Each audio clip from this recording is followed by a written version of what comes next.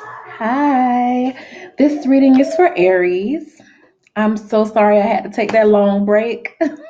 I didn't think about that Thanksgiving was coming up, and I took that long break between the last reading that I did, the Libra reading, and this one. So I have Aries, Taurus, Gemini, Capricorn, and Pisces to do, and I'm sorry that I kept y'all waiting for so long, but I'm here. So I'm having my Venus return. Venus is in Capricorn, which is where my Venus is natally. And Jupiter actually entered into Capricorn too. So I'm just a big old ball of LOVE over here. And I want to talk to the divine feminine about Venusian themes, like how your divine masculine wants to court you, how he shows you your value, how he, loves you. Let's talk about the beauty. Let's talk about the gifts, all those type of things that are concerning your divine masculine in relationship to you. Okay. So this is for Aries. I'm talking to the real feminines, the real divine feminines, not the male identified feminines, if you could even call it feminine. I'm not talking to the ones with the crazy third party relationships, karmics, and all of that. No, the real divine feminines, the ones who are in a real, on a real divine love path. You know what I'm saying? Like none of that crazy 3D stuff. Like real higher energy things and themes. And the first card that we have about Aries is the Four of Staffs. So that's a celebration card. That's very good feeling energy, very high energy, very happy energy.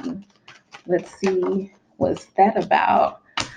Oh, when that divine masculine thinks of you, when I think of you, baby, nothing else seems to matter. You make him happy. You make him feel good. You make him feel fruitful. Oh. It's not up for debate. This feeling that you give that divine master, it's not up for debate, honey. It's not up for debate. When I was saying it's not up for debate, and you are like his certain choice right here when I saw that King of Swords. But then the Lovers came out, which is a Gemini influence. And when a Gemini chooses you, they choose you. And it's just not up for debate. You are that one. You are that one. You are that boo. You that bae. Okay? Oh my God. It's such a certainty. Like there is no question. Don't ever wonder. Don't ever wonder. Maxwell say, shouldn't I realize you're the highest of the high? And if you don't know it, I'll say it. So don't ever wonder. And that is how Mr. Masculine is feeling about you. You, and he's very excited about showing you that. But there's also an element of just being like, oh my God, how am I going to show it? Like, he's real giddy. It's some real giddy, I don't want to say childish, but very childlike energy. Like, oh my God, I've never felt this way about somebody. How am I going to show this girl this? How am I going to let my divine feminine know, like this is what it is? So I do feel like there's an element of it's out there, but it ain't quite out there yet. Like, you know it, you feel it, especially being a divine feminine. You know how he feels about you. You feel how he feels about you, but there's still something that has just not quite left the lips as of yet. That's what I'm kind of feeling here. It's just like there's still a little bit of it that ain't exactly been expressed all the way yet. So yeah, and it's starting to become a lot on him. It's starting to become a whole lot on him. It's very overwhelming. It's very overwhelming. Like there's no other choice, there's no other option. Not saying that there are not other people that want your divine masculine or other people that will want you too. What I'm saying is that there is no other option. Like there's no other person that comes close, like not at all. No one comes close at all. And the feeling that they have for you is overwhelming. It's like, that's my choice, that's my person, that's who I want to be with, that's mine, it gotta be mine. It's almost obsessive. Aries, I do feel an energy of obsessiveness. It's a lot. It's a lot. It's a lot for that person to deal with. It may be a lot for you to deal with too, because I don't think you've ever, like, I feel like you've had people who really liked you, but I don't think it's ever been like this. And even if you've had, exes in the past who obsessed over you, it was never in this way. There's something very unusual. Let me get some clarity on why this is unusual. Okay, I have another page here. Okay, it's too many pages. Too many pages. I'm not necessarily liking that aspect of it. Like, oh, here's the catch. I'm obsessed with you, but there's that but. Let's see. It's a lot of pages here that I'm being drawn to. Help me understand the pages, Spirit. Tell me about these pages, or help confirm what I'm thinking anyway.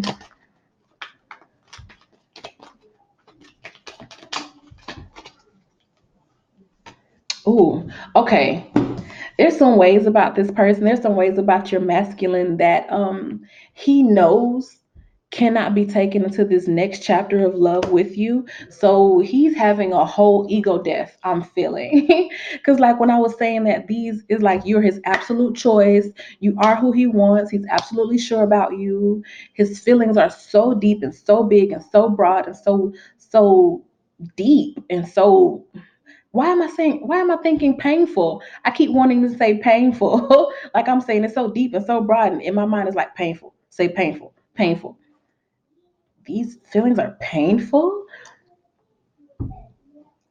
I feel like you trigger things in him that maybe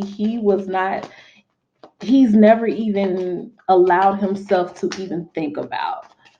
I feel like you trigger things in him that he doesn't want to deal with. Yeah, these are some things that have been with him since probably childhood. I don't want to say from birth, but from damn near birth, like for probably as long as he could really actively or consciously remember in his life. There are things about you that require him to change, feelings that he has for you that requires him to rework and reroute his whole thought process. Oh, oh my God, Aries. Like it's a lot. It's a lot. And I think he's just really trying to understand like what this is. Because while there's no question who you are to him, divine feminine, Miss Aries feminine, um, he's starting to question himself. Like there's no question about you. So if it hasn't worked up to this point, or if there have been hiccups in the relationships, or unnecessary obstacles, or difficulties and things that keep, kind of the relationship will go forward, then it'll stall, then it'll move forward a little bit, then it'll halt. And it's like if there's a certain aspect of your relationship where you're just kind of tired of dealing with certain things, you're kind of just over it, it's this that you're requiring him to look into himself and figure out.